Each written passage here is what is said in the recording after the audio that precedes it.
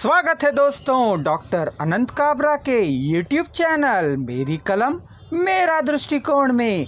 आज हमारे चैनल के माध्यम से हम डॉक्टर अनंत काबरा के एक साहित्यिक पुष्प सर्पिल चाल लघु कथा संग्रह की लघु कथा पेश करने जा रहे हैं। इसका रसानंद लें।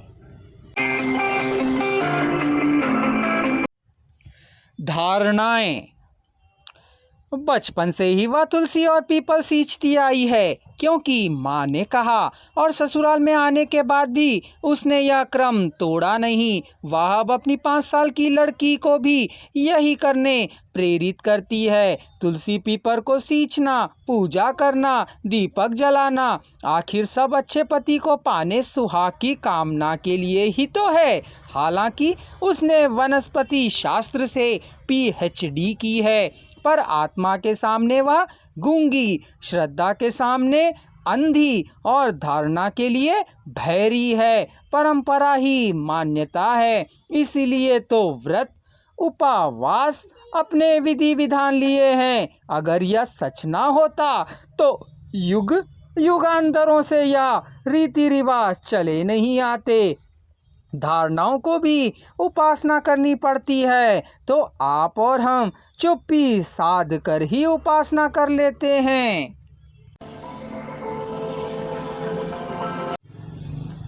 हिंदी साहित्य में डॉक्टर अनंत काबरा का नाम बड़े आदर के साथ लिया जाता है। बचपन से ही मेधावी उनके व्यक्तित्व के समांतर ही उनका साहित्य प्रामाणिकता की कसौटी पर कुंदनवत श्री संपन्न है। उनका सृजनशील लेखन 20वीं सदी के 8वें दशक के मध्य से आरंभ होता है।